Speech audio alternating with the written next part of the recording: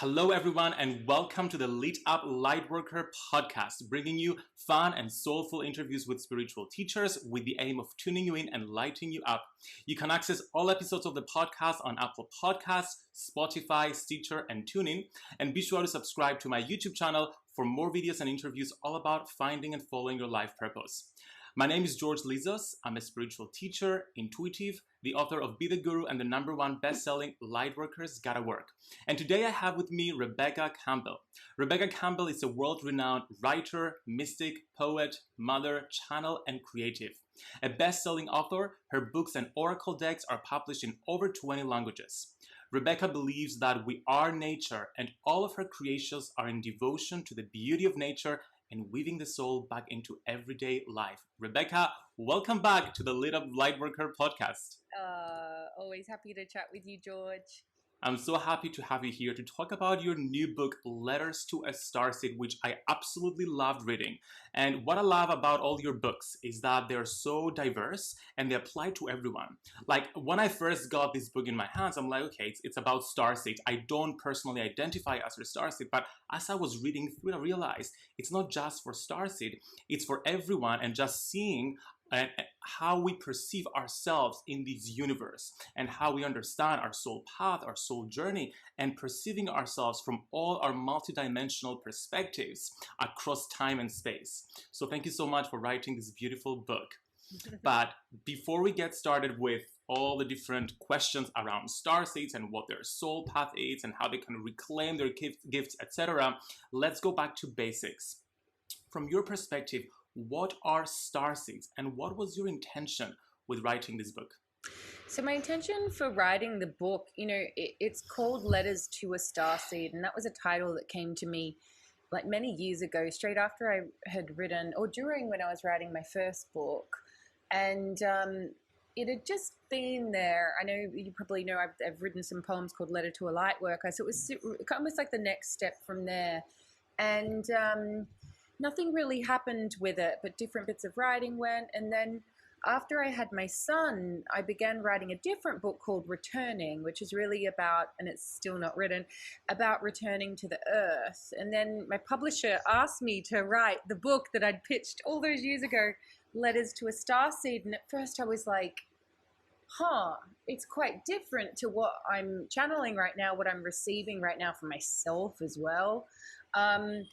And then when I just kept on praying on it and meditating on it, it was just like, no, you got to do this. But I don't know if you've noticed, but really the book is an invitation to return to the earth. It's about the earth. It's not about, well, it is about the cosmos in the sense that earth is cosmos. And the essence of that book is, I think that we've been living in two worlds, particularly in the West, for way too long. And I think that is part of the separation that we feel from each other, from the earth, from nature itself, from the feminine, obviously the feminine being within every single being. And it is that disconnection from seeing the earth as sacred, as in like just as incredibly cosmic as the stars, that I think is one of the biggest severings that we feel. Part of that is when a soul enters, and I gave birth to my son. I was very there where that happened, and it was the most miraculous, transcendent and imminent experience of my life. And so my intention with that book, because I think a lot of us on our spiritual journey, particularly those of us who, when we have our first awakening, whether it's when we're teenagers or 20s or 30s or later in life, it's like we wake up to this whole new world. But in my experience, what I've noticed is that actually a severing happens at that time, because the world that we knew has changed, and it's like there is this whole other world that opens up, and then we're kind of oscillating between the two. So we're going to be spiritual or be cosmic, or and then we're going to go get grounded. Whereas what I see is so important now, and it's always been important, but I've just been seeing it myself, is how important it is to weave those two back together. And so my intention with the book was really to deepen my own understanding in the mystery of what a starseed is. And my description of a starseed, it used to be, oh, it's only some souls that have experienced places elsewhere and maybe remember these experiences, etc. And I am someone who does have, I want to say memories, but it's not just like, oh, I went down the street that day. It's more like some visions. In my oracle cards, it's why I created oracle cards, to just try and get those visions out of my head. But my understanding of what a starseed is, having delved even more deeply through that project, is, well, I am even more in the mystery than I've ever been. And I believe a starseed is a soul that has experienced elsewhere to Earth. And if I had to bet on it, and there's no way of me knowing for sure, just like there's no way of anyone knowing for sure, because the journey of the soul has got to be one of the greatest mysteries that there ever has been, and it's captivated artists and writers and scientists and theologians and philosophers through the ages. But my belief is that at some level we are all star seeds, because our souls have experienced more than just here in this moment of time. And so that could be other places, which is where a lot of the real starseed conversation happens, of like, I was from this planet, or I'm from this planet, or blah blah blah blah blah. Or it could be like, where do we go when we die? So in the experiences that I've had, I am of deep belief that our soul lives on, and that we experience other places than just here. And so that to me is what a starseed is. And through doing a lot of my research, because early on when I first heard about the topic of starseeds and the word and the concept, I was like, oh my gosh, I feel there was a real homecoming, because I had that sense that there's other places that my soul's experienced, and I'm certainly not alone in that. But early on in my journey with exploring the starseed thing, and I think this happens a lot in spirituality, we can kind of like, and it's helpful as well as something we maybe should watch out for, is having these labels to identify us.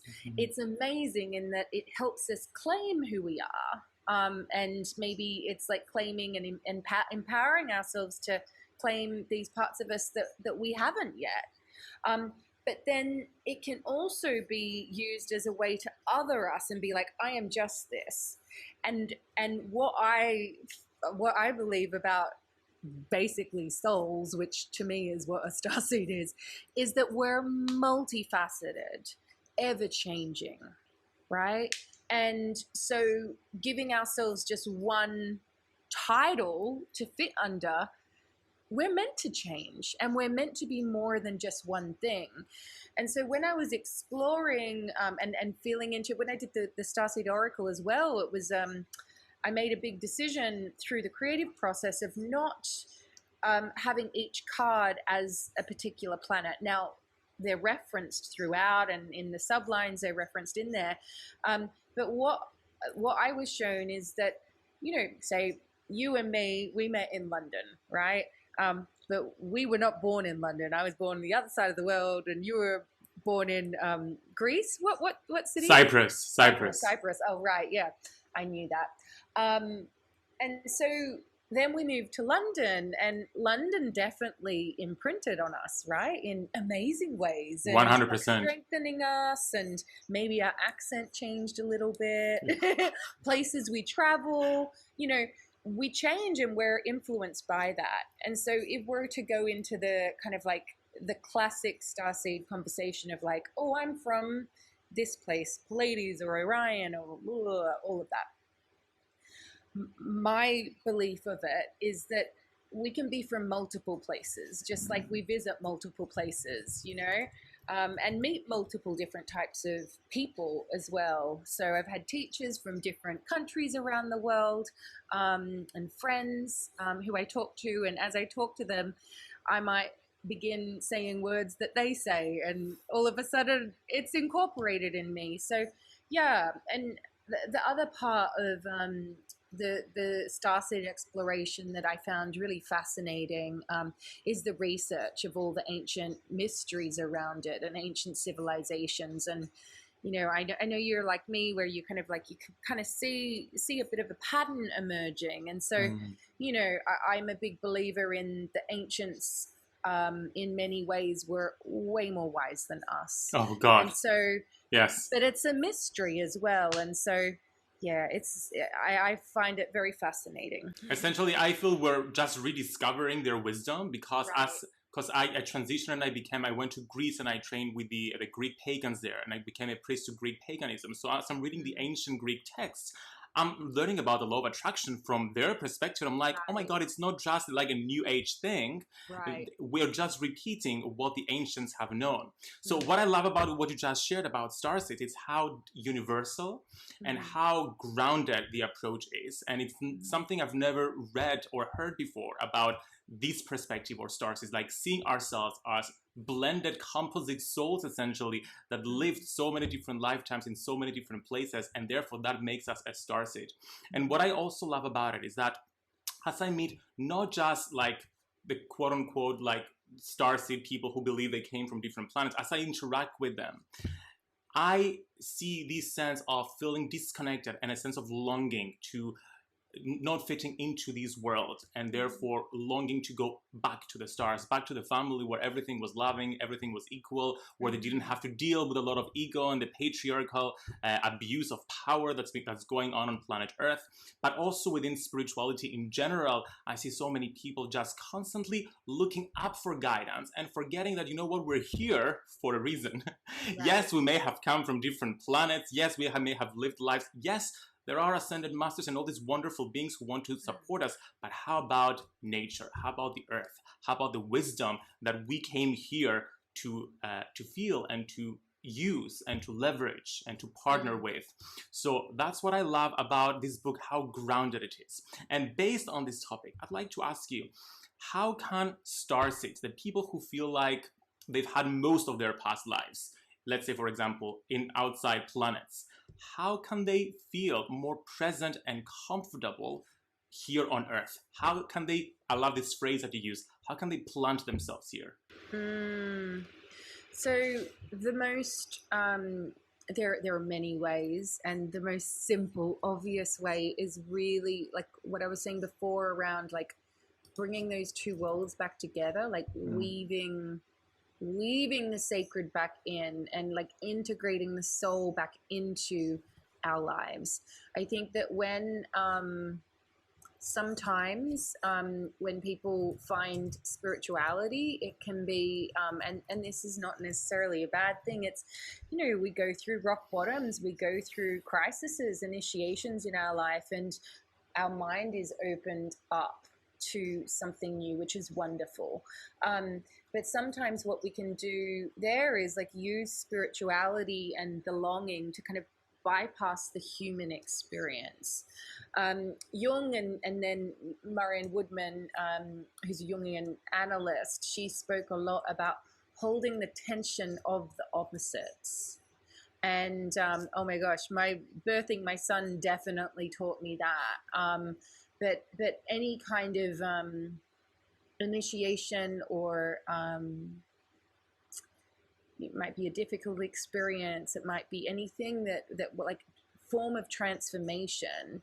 Um, it is not all roses and joy. Or it is roses in the sense of you look at the rose. I've just been working on a rose oracle.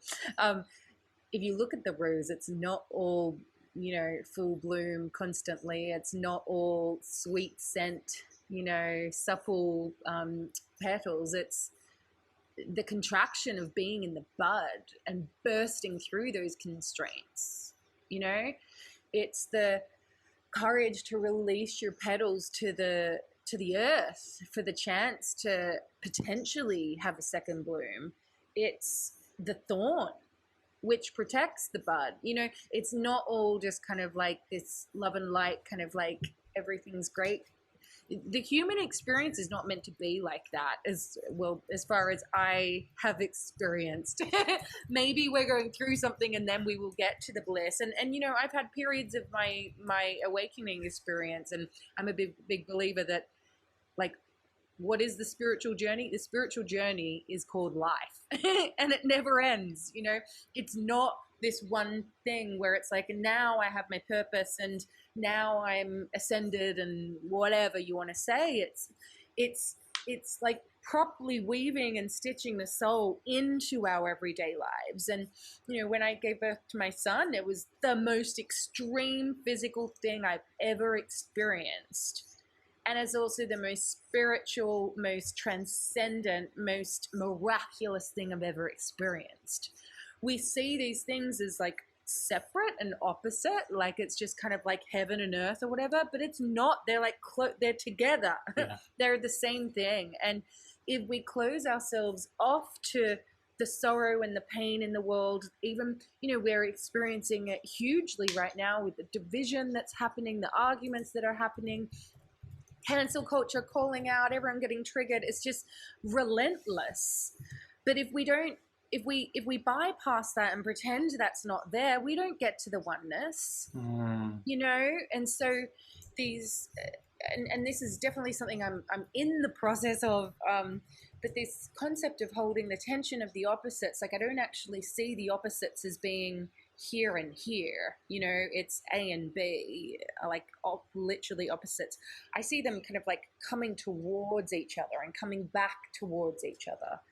So I'm not sure if that makes sense. Yeah, it's about it's definitely what I'm living into right now. 100%. It's about transcending and embracing the polarity of the world, and not just seeing the rosy, like bloomy, beautiful aspects of life, but realizing that it's just two sides of the same coin.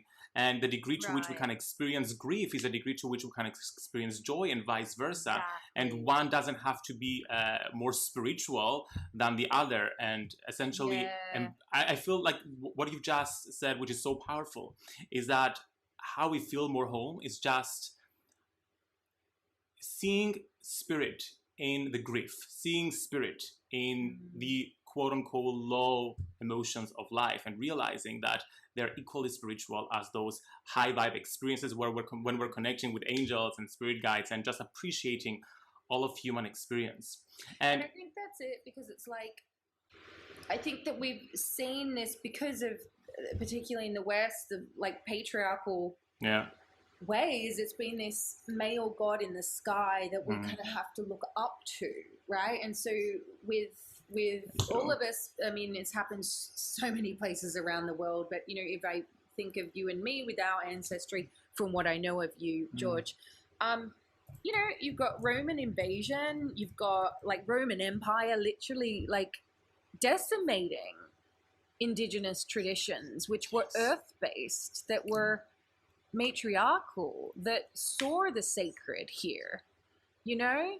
And that's a severing that we're still feeling now. And it's this separation from the stars, it's the separation from the earth, it's the separation from each other, it's the separation from ourselves. It's, you know. And so, and I think that is definitely one thing that is coming up. Like, I think that people who say identify as light workers, starseeds, we've felt that separation. Like, we've been awake to that separation for longer than just now with what's happening in the world.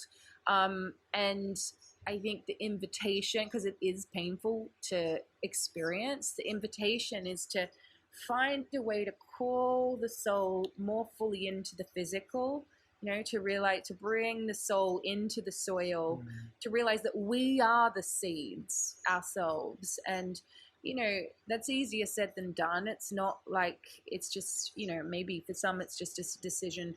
Certainly for me, it's a huge process, you know, facing ancestral trauma, facing, you know, passed on things from our ancestry, as well as our current life, and, you know, It's past life stuff too. But. It's so much. Just we carry so much programming, and I feel this severing, this separation, it's so deeply seated and so ingrained in us that I found that personally, because I had been rejecting the feminine energy throughout my life, and my awakening has been embracing the feminine. And even when I was embracing the feminine, I was doing so from a masculine perspective and in a masculine way, because it was so ingrained within me that I didn't know how to embrace the feminine without creating a structure and just creating practices and rigidity and masculine, essentially.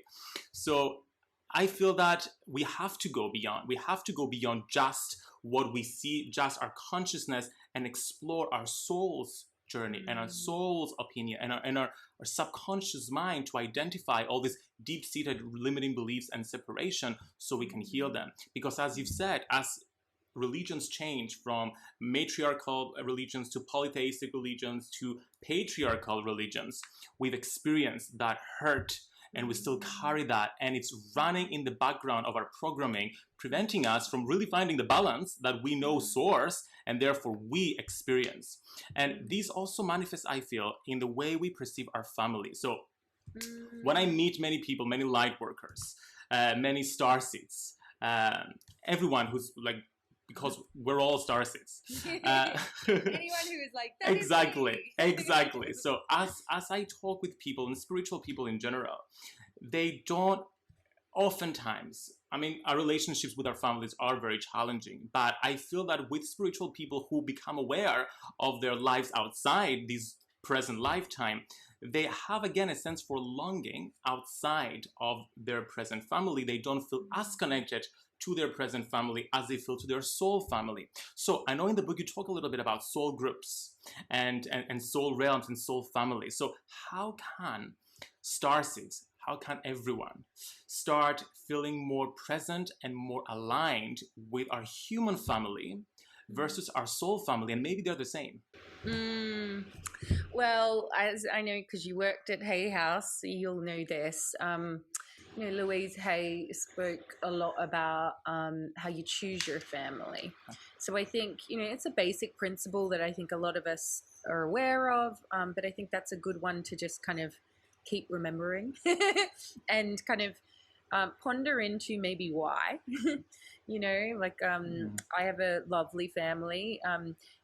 They've never been remotely into the soul or grief or anything like that. When I was like 14, I was reading these deep books, and they're like, what are you doing? So I definitely felt different. Let's just say that.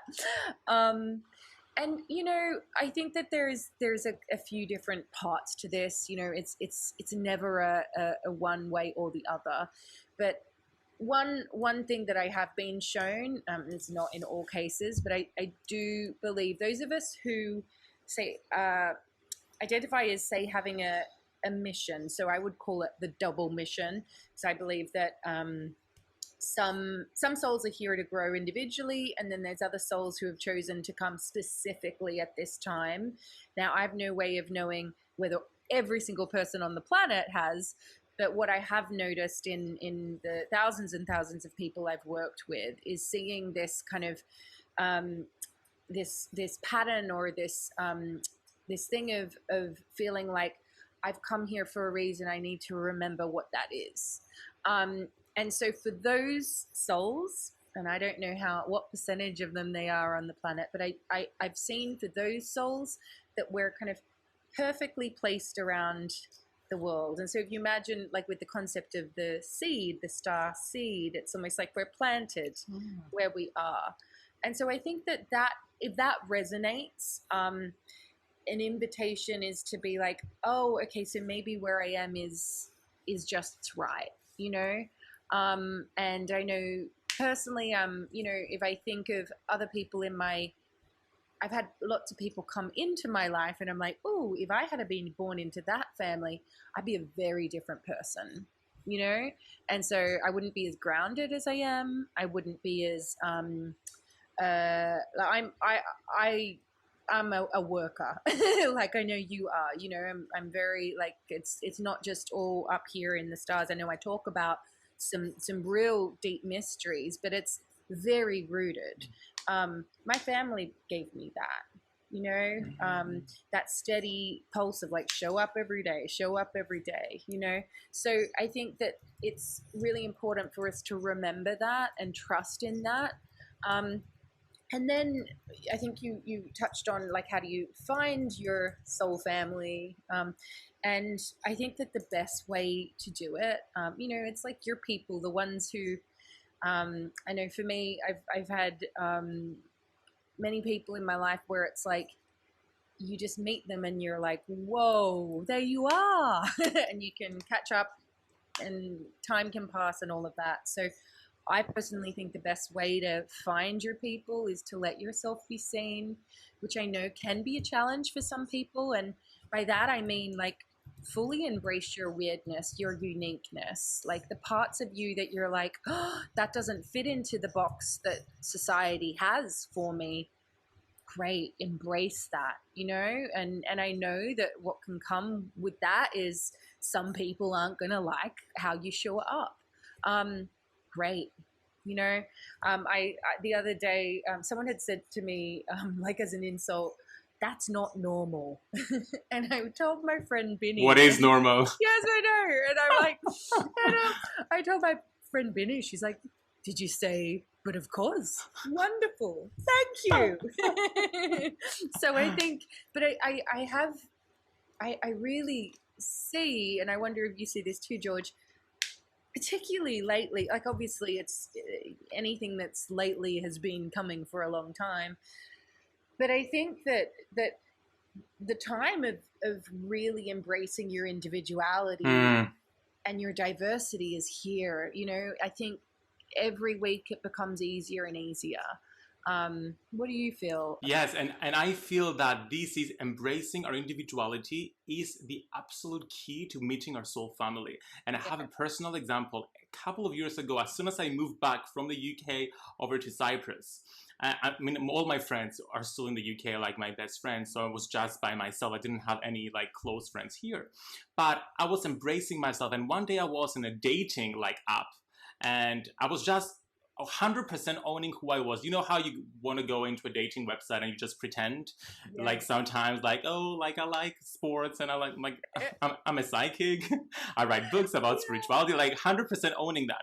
And the weirdness. Yes, embracing the weirdness 100%, like no filters. And that's where I met my current best friend, who came from the Czech Republic to Cyprus to work for like a couple of years. We met and it was as if we had known each other for lifetimes, like two different families across the world, completely different upbringing, and yet there was so much familiarity in just hanging out with each other, seeing each other, talking with each other, the way that we think, the way we communicate. Everything was so easy just because we both embraced our individuality. He had something about the Tao in his description. I'm like, oh, that's my kind of person. That's the doorway. No, I so agree. Oh, that's such a great story, George. That's such a great story. Thanks for sharing that. So speaking about soul family and purpose, I know you talk about the soul mission in the book. So this is something that I'm personally very interested in, because ever since I was a little kid, I remember looking up at the sky and wondering, like, what is my life purpose? And I couldn't find the answer. So this is like the number one question people ask me: how do I find my purpose, my soul mission? So what is your top tools or guidance around finding that? You alluded to it. You talked about the double mission that some people have. And I know that lightworkers, starseeds, we maybe have kind of a different purpose than other people because of our special mission. So what is your perspective around that, and how do we find our purpose? There's a few different ways. Number one is to realize that your soul came in knowing. So it has, you have the information in you. It doesn't mean like you're going to get this like full on like 10-page document describing it. But the answers are in you, and they can be reflected in your life, but your soul knows it, right? So it's within you. No one knows more than you do. And so the invitation is to develop a relationship with your soul, to realize that it is always calling. You know, I used to think it was this one big call that you need to find.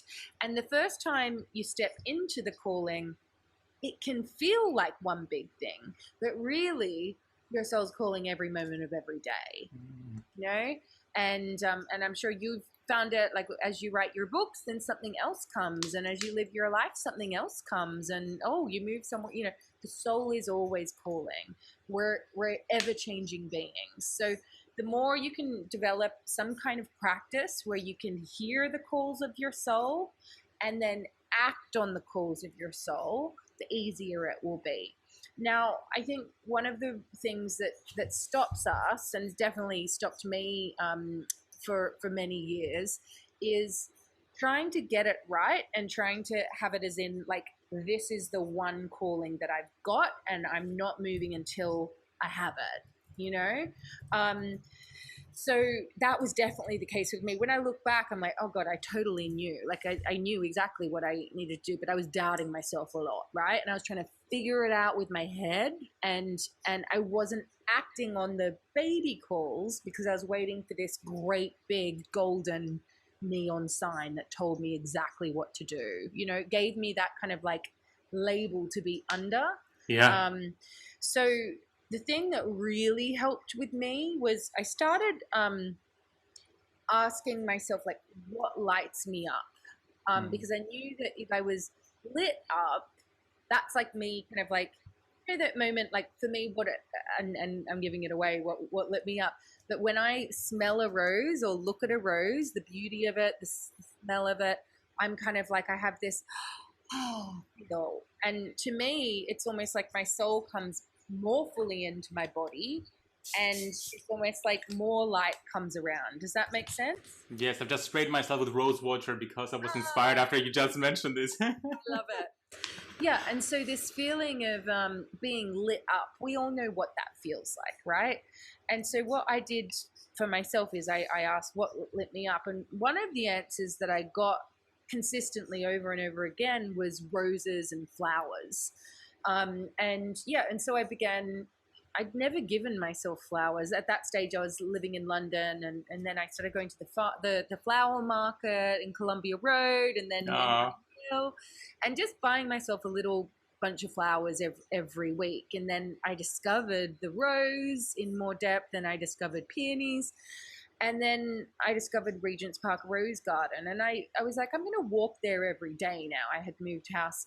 And so that was part of my practice. I'd go and walk, and I'd meditate with the roses. I'm like, wow, how amazing to start my day like this.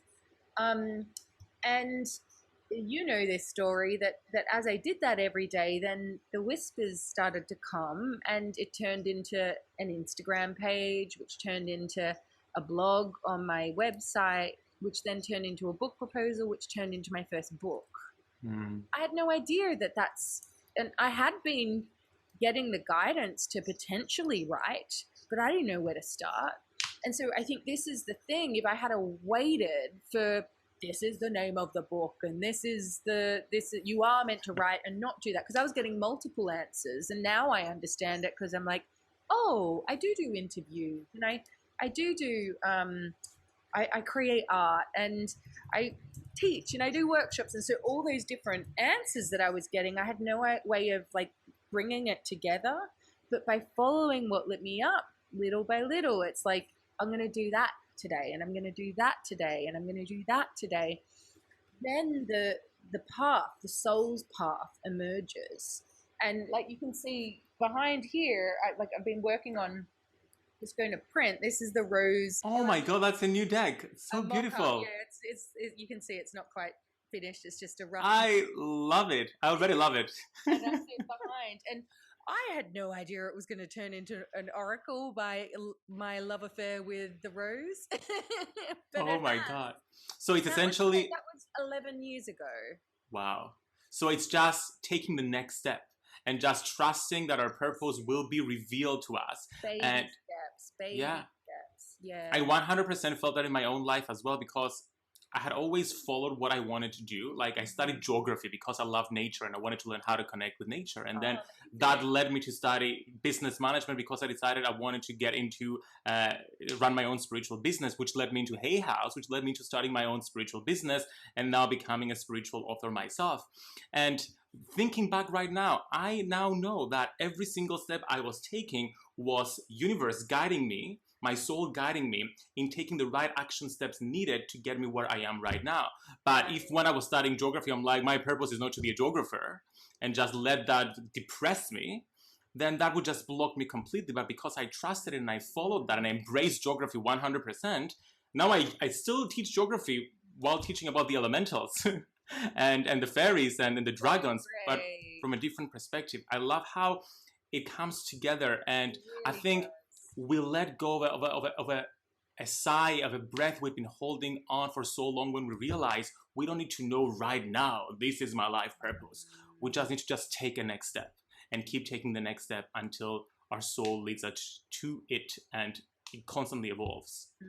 So just to finish this in looking into the future, what is your hope for Starseeds as we awaken to our soul mission, as we collectively move forward? What is your vision for Starseeds in the future?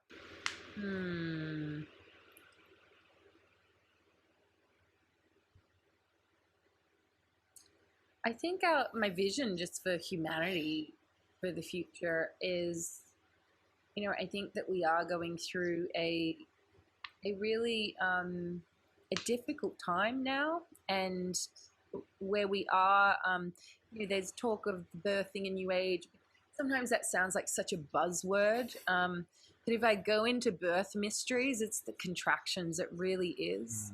And my hope for us all is that we weave a world stitch by stitch with every single step that we take, where those two worlds are woven back together. And this isn't to say that, in the past it was right and now we got it wrong, because I think that there is an intelligence to it all.